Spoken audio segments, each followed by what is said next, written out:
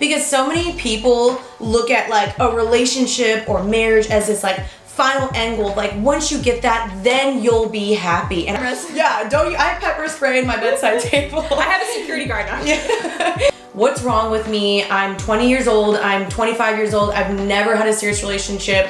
I mean, I'm sure a lot of girls can relate. There's a lot of girls in their 20s that have never been in a relationship. Mm-hmm. Your mission everywhere you go. Meredith's like, yes! Hello guys and welcome back to my YouTube channel. So before you see this video I'm about to show you, this is a recorded episode from my podcast Happy and Healthy that I did with Meredith Foster. So if you didn't know, I have a podcast called Happy and Healthy.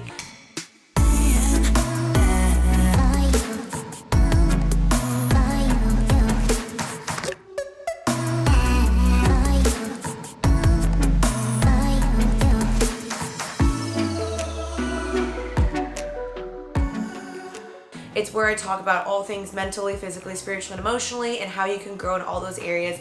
And also just more in depth of my life, sharing more stories there.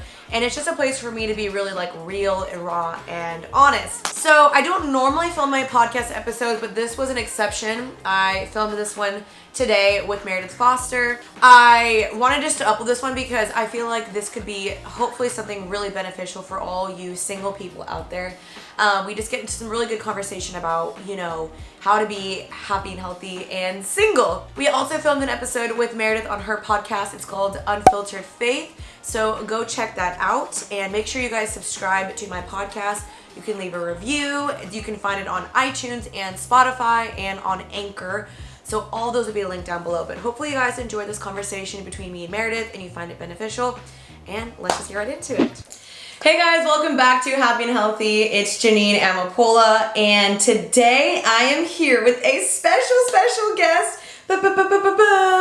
It's Meredith Foster.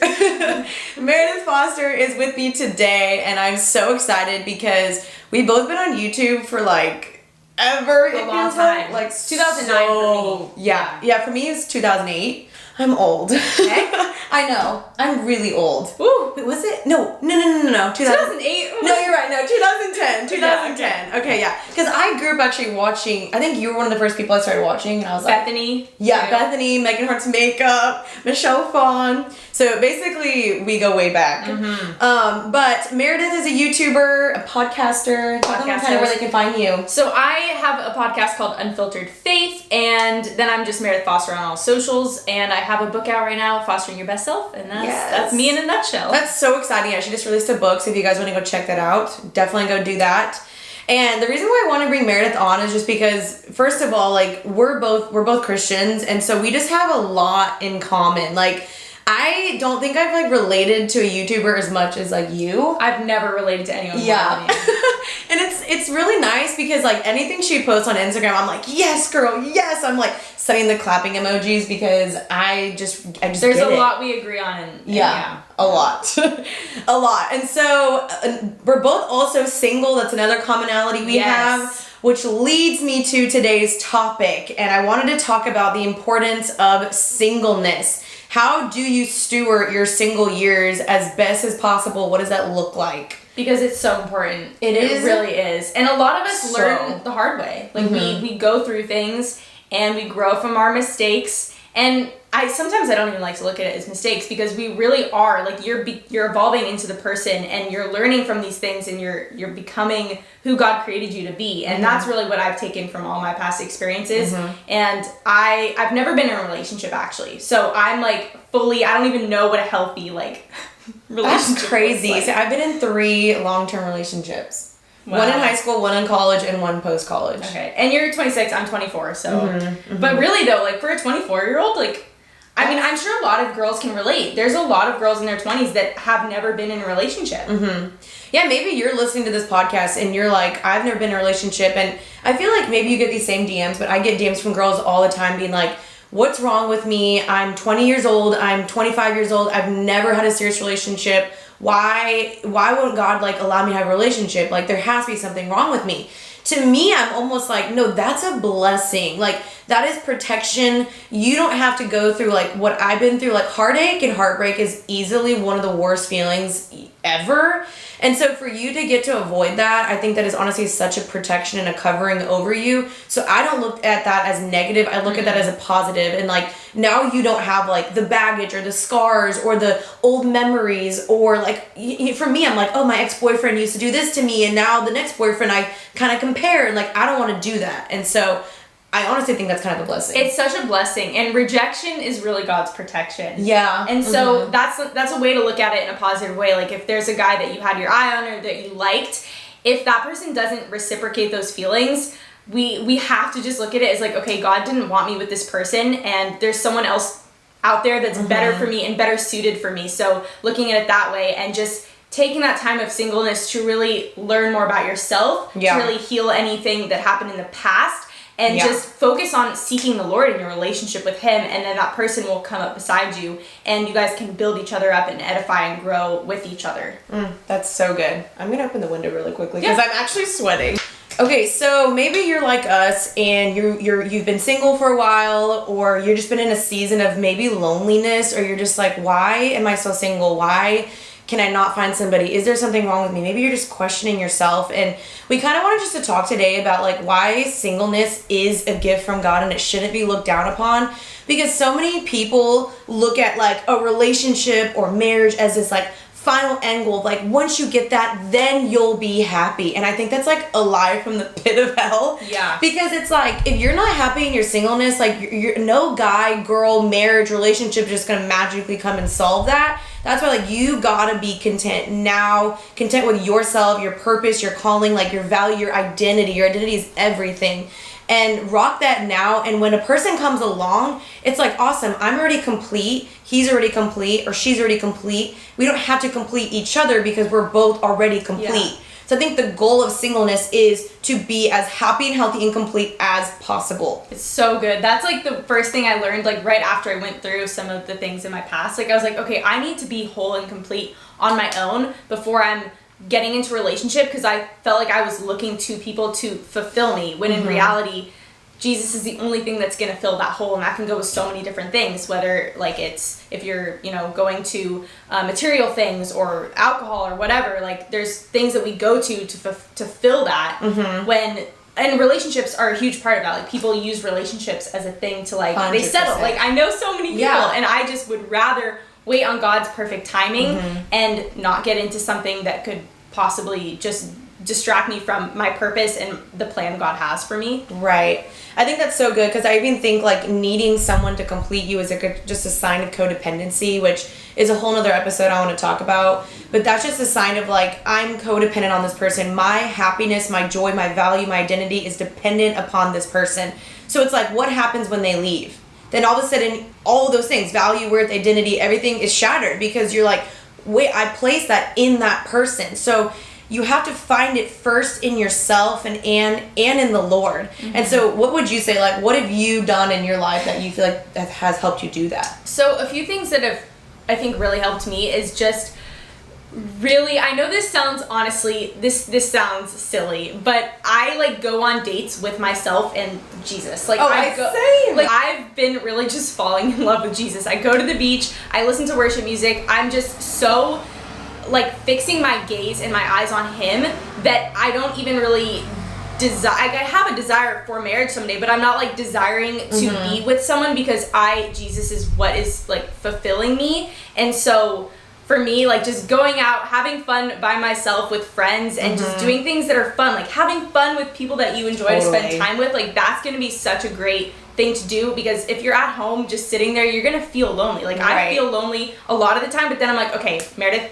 get out of this. Like, you're not alone. Yeah. You're not alone. You're never alone. So, and I think if you're just like marinating all the time on like, I'm alone, I'm single, I'm lonely, no one likes me, like, you are what you believe. And so the more that you keep believing that, the more you will start living that out and walking that out, and that will start becoming a part of your identity. Like, you'll just believe, like, no one likes me, this is my identity, like, this is who I'm going to be forever. It's like, no, you got to like shift your mindset and not think that way, because like, again, this is such a beautiful season right now. Like, I've always heard this saying that married people problems are really single people problems. They're single people problems. Yeah. Because if you're not dealing with them in your singleness, you'll bring them into your marriage, and then you're like, wait, this is festering. This is like, opening up a massive wound, but it's because you've never dealt with it in your single years. Mm-hmm. And so I think kind of the same thing, like I'll go on road trips by myself. I mean, I live alone, she lives alone. Like, please don't come find us and hurt us. It's so scary. I have security cameras. Yeah, don't you? I have pepper spray in my bedside table. I have a security guard now. Yeah. We have bodyguards. Not really, but I mean, yes we do. What do you mean?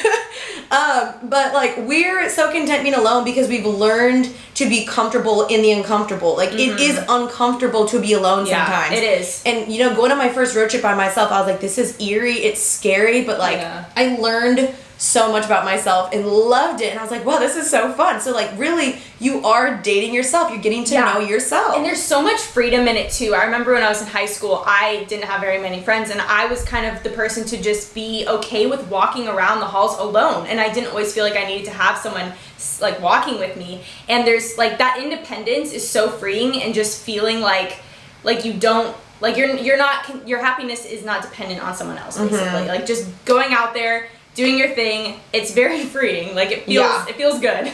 It definitely does, and it's kind of like a confidence boost where you're like, I don't need no man's completes me. Like, it really is nice. But I think more logistically, kind of what I would recommend and kind of what I've done. I'm sure I understand. I guess my watch doesn't understand, apparently. Siri's confused. She's always confused. I'm just going to take that off. Okay.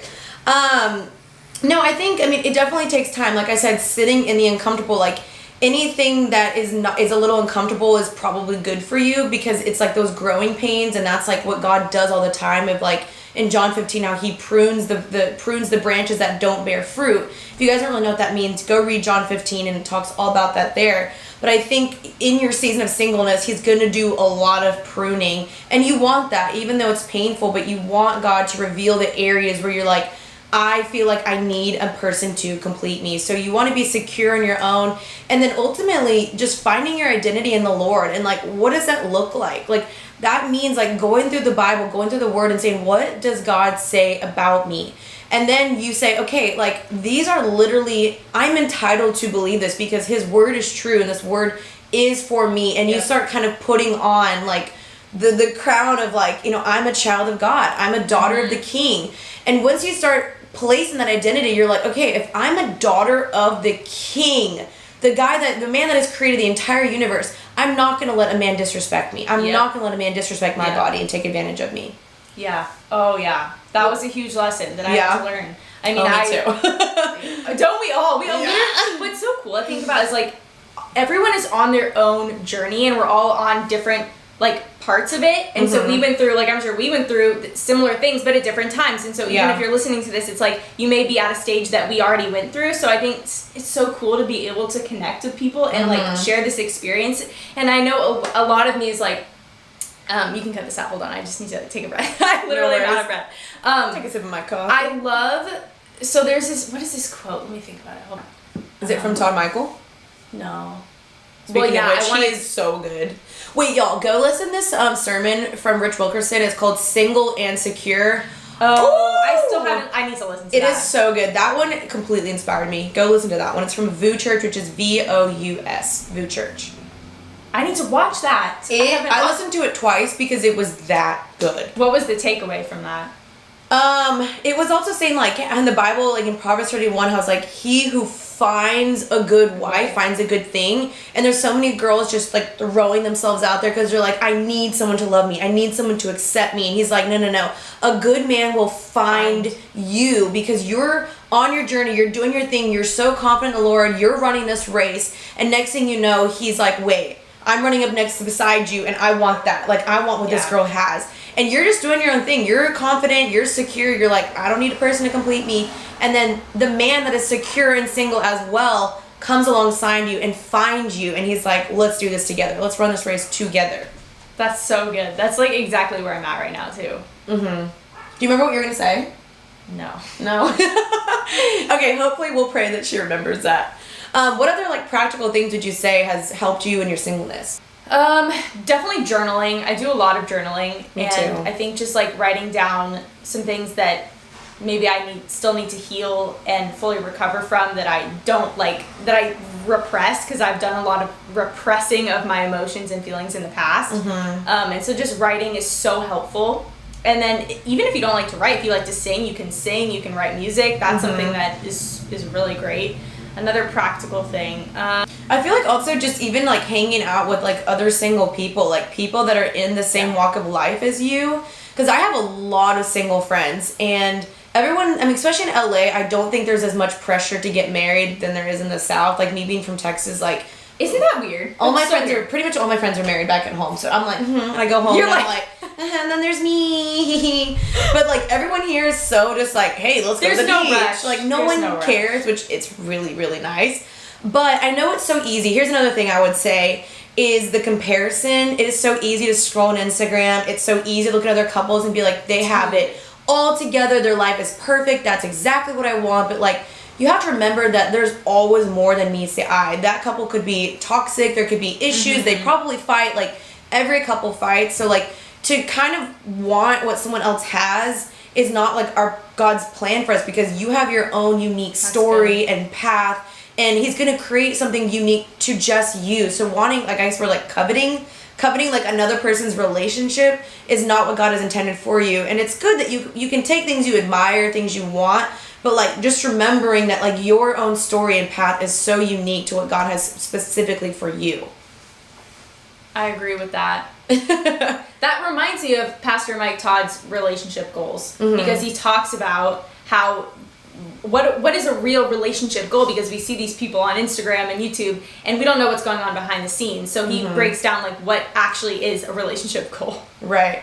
And I just think like overall, you guys, singleness should be looked at as beautiful, because these are your last years. Like when are you going to get these years back where like you can fly, travel, do whatever you volunteer, want. Serve your community. You like no kids, needing you for anything, driving them to school. Like these are your last years to fully be able to do whatever you want. That bucket list, go and check those things off. Go skydiving. Go book a trip to New Zealand. I don't know. Like, I mean, well, with COVID, you can't really right now. Super depressing, I know.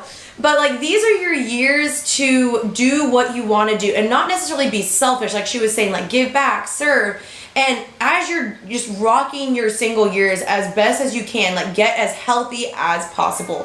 Fitness wise, spiritually, mentally, counseling, work out, like do what you can to be the best version of yourself. That is what I try to do. I feel like that's exactly what Meredith tries to do. That's like what my book is about. It's fostering your best self. Mind, body, Go check out her book.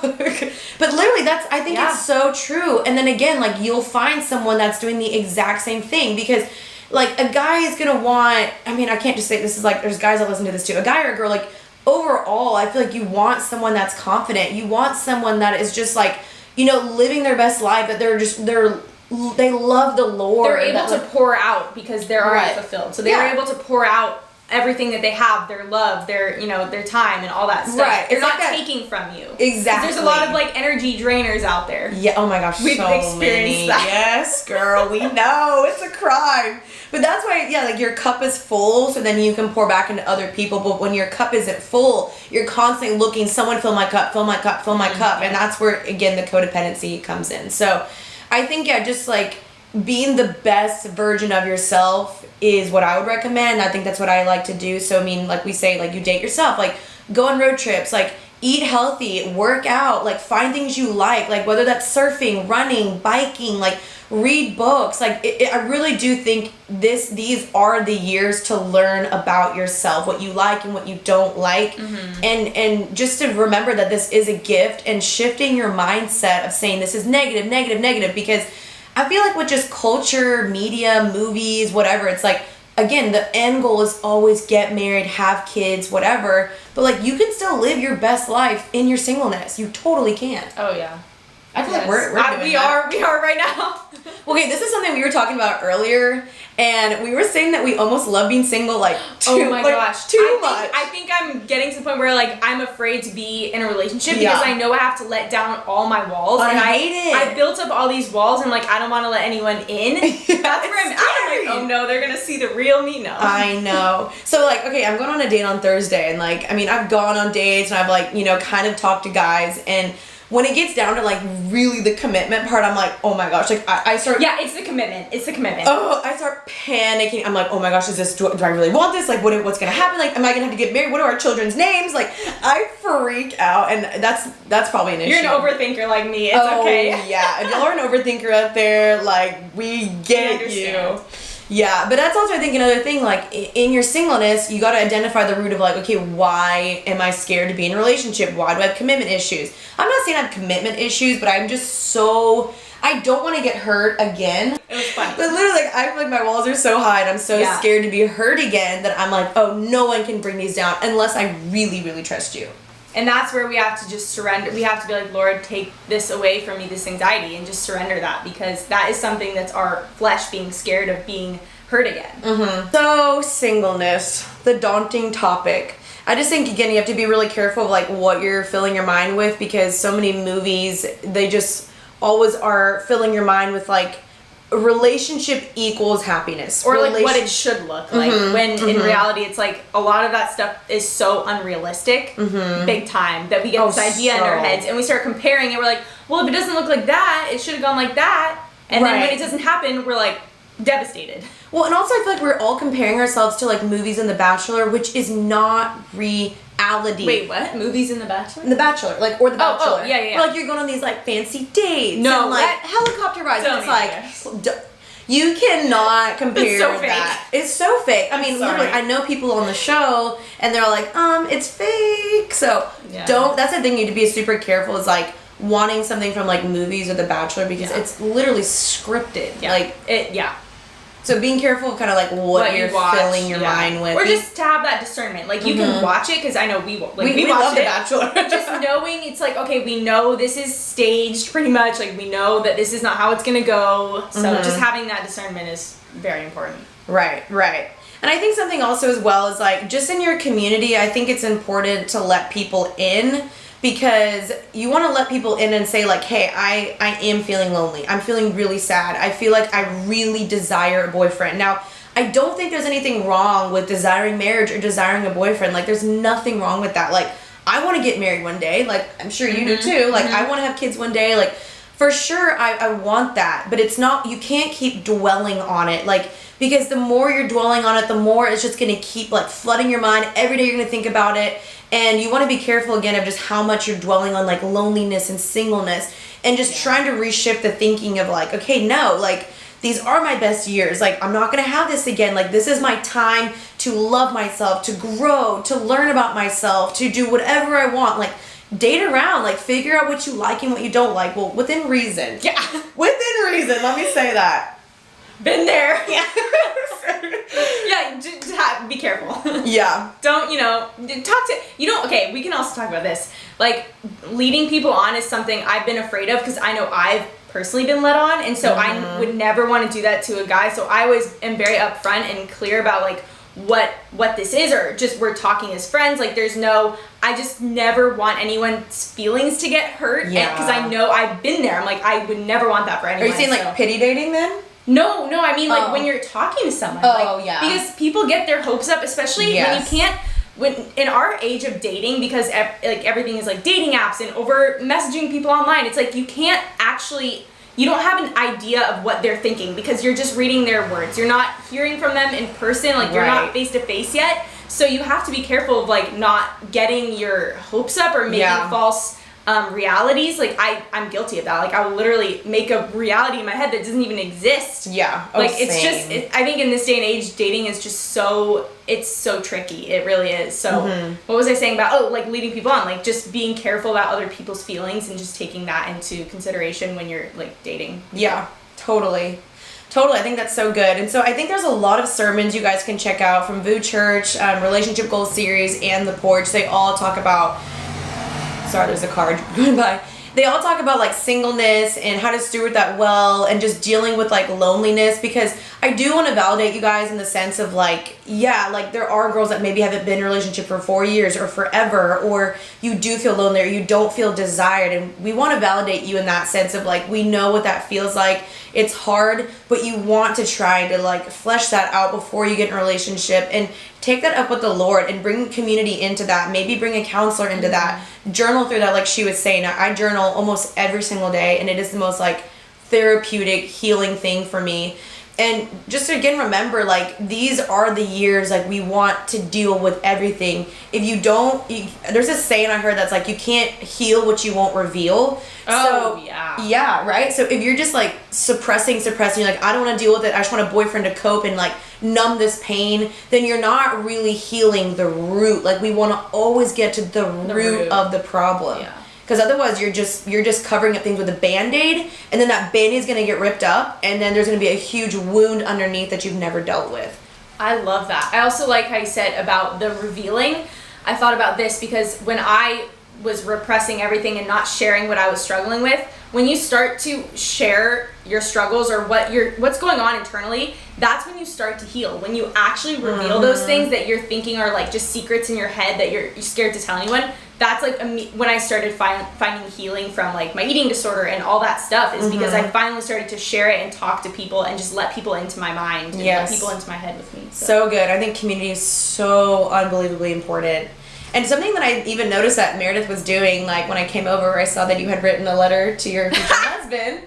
And I thought that was so cute because I've actually done that before. Like, do you want to explain a little bit of more why you did that? So, okay, I'm really just big on, the Lord has put a desire in my heart for marriage. So I'm just He's preparing me for that. And I've been writing like letters to my husband and I pray for him like almost every day.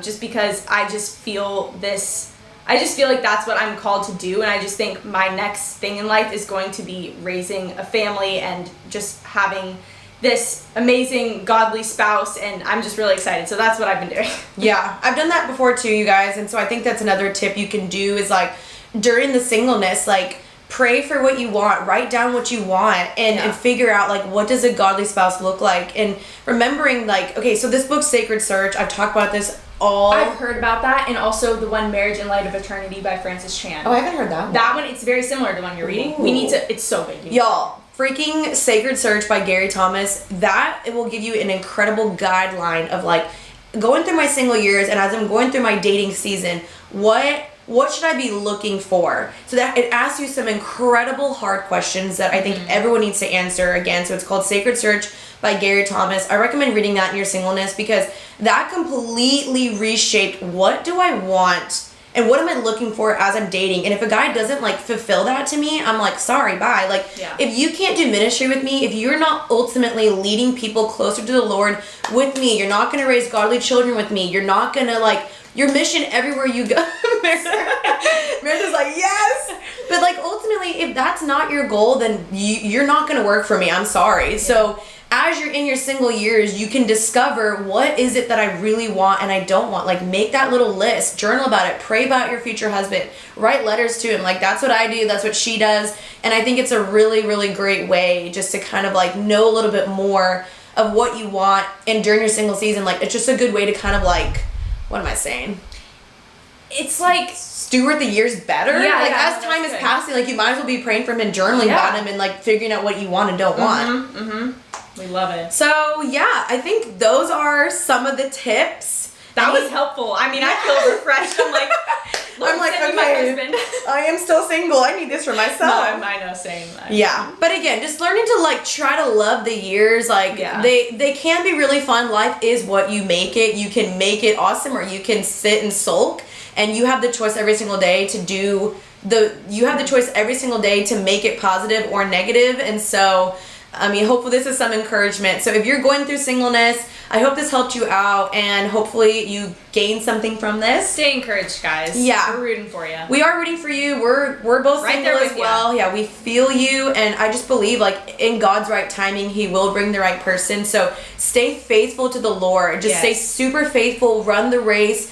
Try to get to know yourself, deal with the past hurts, and bring community in. And ultimately, like God's just going to bless you with someone at His perfect timing. And I know that sounds like the cliche thing to say, but it's true. I believe it though. I really do. It. I've seen it happen to all my friends, and so just own it, you guys. But thank you, Meredith, for joining having us. me on, Jeanine. That was so fun. That was so much fun. And again, you can check out Meredith and all her stuff. I'll have it linked down below. She just released a new book, so go check that out. And I love you guys. I will see you on the next episode of Happy and Healthy next Tuesday. And I'll see you guys soon. Bye. So thank you guys for listening to my podcast, the video form of the podcast. Hopefully you guys enjoyed this and found some good takeaway tips. I will also have the links down below for Meredith's podcast because we filmed one on hers as well, and we get very, very real and honest in hers as well. And I'll have the links below that I recommended to you guys about Single and Secured and The Porch, all those episodes as well, linked below, so you guys can find those resources. If you guys want to follow my Instagram, that is Jeanine Amapola. If you want to follow Meredith, that's Meredith Foster. Everything will be linked below. So thank you guys for listening and watching, and I hope you guys will subscribe to my podcast for more conversations and episodes.